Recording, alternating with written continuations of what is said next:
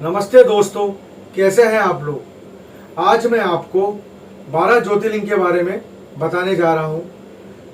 कहा जाता है कि इन 12 ज्योतिर्लिंग के अंदर भगवान शिव साक्षात विद्यमान है। आज मैं आपको इन 12 ज्योतिर्लिंग के बारे में विस्तार से बताऊंगा।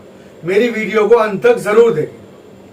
पुराणों में कहा गया है कि जब तक महादेव के इन 12 ज्योतिर्लिंग के दर्शन नहीं कर लेते, आपका आध्यात्मिक जीवन पूर्ण नहीं हो सकता। हिंदू मान्यता के अनुसार ज्योतिर्लिंग कोई समान शिवलिंग नहीं है। ऐसा कहा जाता है कि इन सभी 12 जगहों पर भोलेनाथ ने खुद दर्शन दिए थे, तब जाकर वहाँ शिवलिंग उत्पन्न हुए थे। भारत का सबसे प्रसिद्ध और बड़ा ज्योतिर्लिंग है सोमनाथ। गुजरात में स्थित सोमनाथ भक्तों की श्रद्धा का केंद्र है। यह ज्योतिर्लिंग सिर्फ पवित्र ही नहीं बल्कि बहुत ही मूल्यवान भी है। इस ज्योतिर्लिंग को 16 बार तोड़ा गया और फिर बनाया गया है। सोमनाथ की कहानी काफ़ी रोचक है। ऐसा कहा जाता है कि चंद्रदेव ने राजा दक्ष की 27 बेटियों के साथ विवाह किया, लेकिन वो प्रेम सिर्फ रोहिणी से करते थे। इसके चलते दक्ष की बाकी बेटियां हमेशा मायूस और उदास रहती थीं। एक दिन राजा दक्ष का सब्र का बांध टूट गया और उन्होंने चंद्र को श्राप दिया कि वे अपनी सारी चमक खो देंगे। इस श्राप के असर से चंद्र ने अपनी रोशनी खो दी और पूरा संसार अंधकार में डूब गया। परिस्थितियां बिगड़ते देख सभी देवताओं ने दक्ष से आह्वान किया कि वो चंद्र को माफ़ कर दें। काफ़ी प्रयासों के बाद दक्ष ने कहा, अगर चंद्र भगवान शिव की कठोर तपस्या करेंगे तो उनको प्रकाश पुनः वापस हासिल हो जाएगा। इसके तुरंत बाद चंद्र ने घोर तपस्या की, जिसके चलते भोलेनाथ प्रसन्न हुए और उन्हें चंद्र को उसका प्रकाश वापस लौटा दिया। यहीं से स्थापना हुई पहले ज्योतिर्लिंग सोमनाथ की। मल्लिकार्जुन ज्योतिर्लिंग आंध्र प्रदेश में स्थित है। यह देश का दूसरा प्रसिद्ध ज्योतिर्लिंग है। इस ज्योतिर्लिंग की कहानी इस प्रकार है। प्राचीन काल में बताया जाता है कि एक बार माता पार्वती और भगवान शिव भी दुविधा में फंस गए थे। दोनों इस बात का निर्णय ही नहीं कर पा रहे थे कि पहले शादी गणेश की हो या कार्तिकेय की। फिर दोनों ने मिलकर एक प्रतियोगिता का आयोजित किया। इसके अनुसार गणेश जी और कार्तिकेय में जो भी सबसे जल्दी पूर्ण धरती के चक्कर लगाएगा उसकी शादी पहले की जाएगी। इसके तुरंत बाद ही कार्तिकेय जी अपने मोर पर निकल पड़े भ्रमण के लिए। वहीं गणेश जी ने माता पार्वती और शिव के इर्द गिर्द चक्कर लगाकर अपनी परिक्रमा पूरी कर ली। पूछे जाने पर गणेश जी ने बोला कि उनके लिए उनके माता पिता ही संसार हैं, इसलिए उनका चक्कर लगा लिया। यह सुन माता पार्वती और भगवान शिव इतने प्रसन्न हुए कि उन्होंने गणेश का विवाह विश्व रूपम की दोनों बेटियां रिद्धि और सिद्धि के साथ करवा दिया। यह देख कार्तिकेय जी को बहुत बुरा लगा और उन्होंने निर्णय किया कि वो कभी शादी नहीं करेंगे। इसके बाद वो सैला पहाड़ की तरफ निकल पड़े और वहाँ अपनी आगे ज़िंदगी वहीं व्यतीत की। जब माता पार्वती और शिव को इसके बारे में जानकारी मिली तो वो दोनों उनसे मिलने पहुँच गए। माता पार्वती ने उनसे पूर्णिमा के दिन मिली और वहीं भगवान शिव उनसे अमावस्या के दिन मिले। इस तरीके से स्थापना हुई मल्लिकार्जुन ज्योतिर्लिंग की। भारत का तीसरा प्रसिद्ध ज्योतिर्लिंग है महाकालेश्वर। यह ज्योतिर्लिंग उज्जैन के रुद्रसागर झील के समीप बना हुआ है। ऐसी मान्यता है कि यहाँ कभी चंद्रसेन नाम के राजा का शासन हुआ करता था। वो भगवान शिव के बहुत बड़े भक्त थे और वहाँ की प्रजा भी महादेव को पूजती थी। एक बार राजा रिपुदमन ने चंद्रसेन के महल पर हमला बोल दिया। उसके साथ मायावी राक्षस दूषण भी था, जो कभी अदृश्य हो सकता था। उस राक्षस ने वहाँ की प्रजा को प्रताड़ित किया और पूरे महल को बर्बाद कर दिया। तब वहाँ की प्रजा ने भगवान शिव को याद किया और मदद की गुहार लगाई। ऐसा कहा जाता है कि वहाँ स्वयं महादेव ने दर्शन दिए और वहाँ की प्रजा की रक्षा की। इसके बाद उज्जैन के लोगों की प्रार्थना सुनकर भोलेनाथ ने निर्णय किया कि वह उज्जैन नहीं छोड़ेंगे। इस प्रकार से उत्पन्न हुआ महाकालेश्वर ज्योतिर्लिंग। कालेश्वर ज्योतिर्लिंग मध्य प्रदेश में स्थित है और ये चौथा ज्योतिर्लिंग है। यह ज्योतिर्लिंग नर्मदा नदी के पास शिवपुरी द्वीप पर स्थापित है। ओमकारेश्वर का अर्थ है ओमकारेश्वर का भगवान। पुराणों के मुताबिक यहाँ पर एक बार देवताओं और असुरों के बीच बड़ा युद्ध हुआ, जिसमें असुरों ने देवताओं को परास्त कर दिया। इसके बाद सभी ने भगवान भोलेनाथ से प्रार्थना की कि वो आएँ और उनकी रक्षा करें। देवताओं की गुहार सुनकर भगवान शिव वहाँ आए और उन्होंने उन राक्षसों का संहार किया। इस प्रकार से वहाँ ओमकारेश्वर ज्योतिर्लिंग की स्थापना हुई। झारखंड में स्थित है यह प्रसिद्ध बैद्यनाथ ज्योतिर्लिंग, जो 5वां ज्योतिर्लिंग है। ऐसी मान्यता है कि यहाँ पूजा करने से आपके सभी कष्टों का निवारण हो जाता है। इस ज्योतिर्लिंग की कहानी महान पंडित और राक्षस रावण से जुड़ी हुई है। ऐसा कहा जाता है कि एक बार दशानन हिमालय पर भगवान की कठोर तपस्या कर रहा था। वो अपने सभी सिर भगवान शंकर को भेंट कर रहा था। जैसे ही वो अपना 9वां सिर भेंट कर रहा था, तभी भगवान शंकर वहाँ प्रकट हुआ और बोला, जो आपको वरदान चाहिए वो वरदान मांग लीजिए। तब रावण ने कहा कि वो चाहता है कि आप उसके साथ लंका नगरी चलें और वहाँ जाकर स्थापित हो जाएं। अब भोलेनाथ ने रावण की प्रार्थना स्वीकार की, लेकिन साथ में शर्त रख दी कि अगर ये शिवलिंग उनके बीच रास्ते में कहीं ज़मीन पर रख दिया तो हमेशा के लिए वहीं स्थापित हो जाएंगे। रावण ने यह शर्त स्वीकार की और निकल पड़ा ज्योतिलिंग लेकर लंका की ओर। भगवान शिव ने इस निर्णय से देवता बहुत दुखी और चिंतित थे, क्योंकि वे भोलेनाथ को लंका ले आते हुए देख नहीं सकते थे। फिर सभी देवता विष्णु के पास गए और उन्हें समाधान निकालने की गुहार लगाई। ऐसा कहा जाता है तब भगवान विष्णु ने ऐसी रची कि बीच रास्ते में रावण को लघु शंका आई और शिवलिंग एक ग्वाले को सौंप कर चले गए, परंतु उस ग्वाले ने उस शिवलिंग को वहीं जमीन पर रख दिया और शर्त अनुसार वो ज्योतिर्लिंग वहीं स्थापित हो गया। कहते हैं उस ग्वाले के रूप में भगवान स्वयं विष्णु आए थे, यह लीला रचने के लिए। अब हम बात कर रहे हैं भीमा शंकर ज्योतिर्लिंग की। भीमा शंकर ज्योतिर्लिंग इतिहास में बहुत मान्यता रखते हैं। यह ज्योतिर्लिंग पुणे के शरादी इलाके में स्थित है।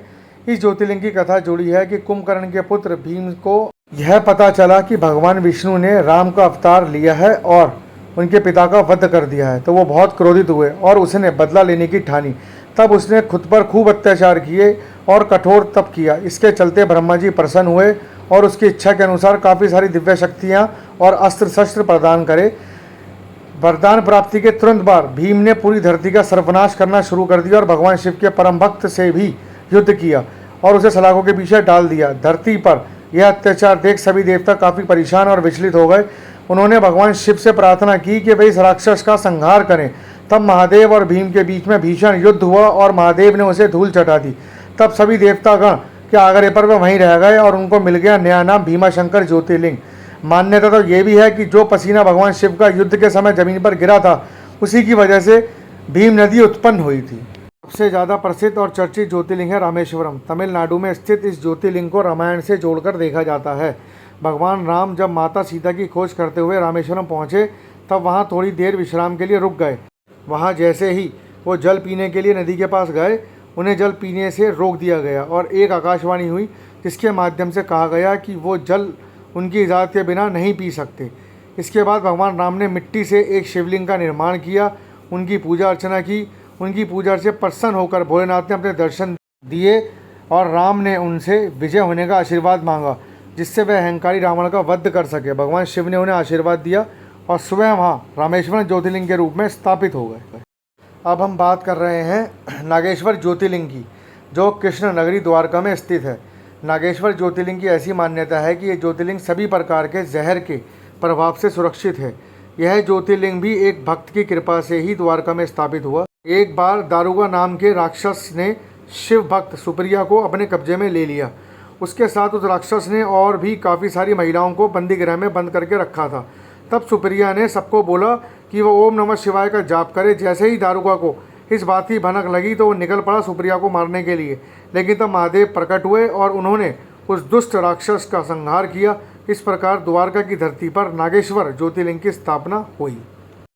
वाराणसी की घाटों पर गंगा के समीप स्थित है यह विश्व प्रसिद्ध ज्योतिर्लिंग। ऐसा कहा जाता है कि जो भी व्यक्ति अपने जीवन की आखिरी सांस यहाँ लेता है, उसे सीधे मोक्ष की प्राप्ति होती है। इस ज्योतिर्लिंग के विषय में एक नहीं बल्कि अनेक कथाएं चर्चा का केंद्र हैं। सबसे चर्चित कथा है ब्रह्मा जी और विष्णु के बीच हुए मतभेद की। ऐसा कहा जाता है कि एक बार ब्रह्मा जी और विष्णु जी ने इस बात पर बहस हो गई कि कौन ज़्यादा बड़ा है। तब ब्रह्मा जी अपने वाहन पर निकलकर स्तंभ का ऊपरी भाग खोजने लगे। वहीं विष्णु जी चले गए निचला भाग खोजने के लिए। तब उस स्तंभ में जो प्रकाश निकला और महादेव प्रकट हुए।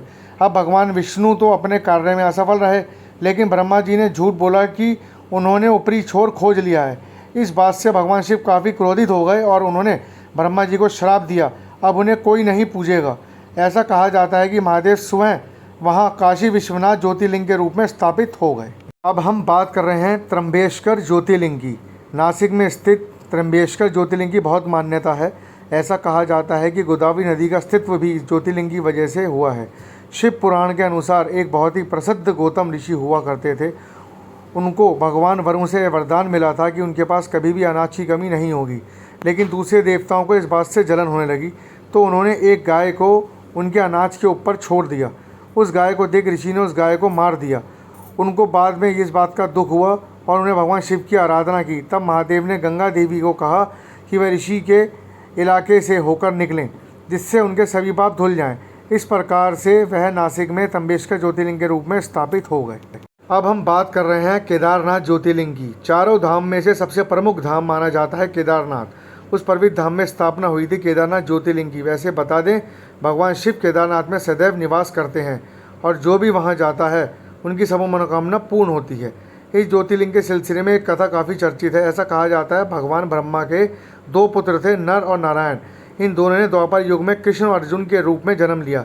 नर और नारायण भगवान भोलेनाथ के बड़े भक्त थे, इसलिए उन्होंने बद्रीनाथ में एक स्वयं का शिवलिंग बनाया था और उसके सामने बैठकर दोनों घोर तपस्या करते थे।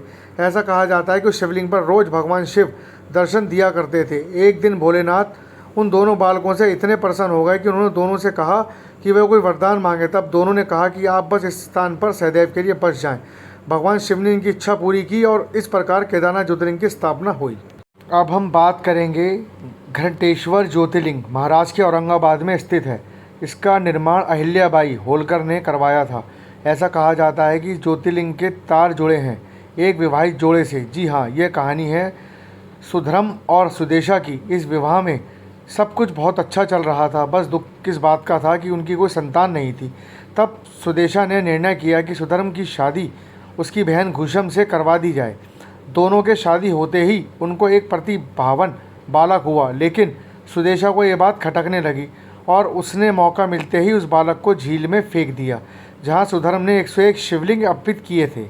यह खबर मिलते ही सुधर्म ने झील के पास जाकर भोलेनाथ को याद किया और अपने बालक को वापस पाने की गुहार लगाई।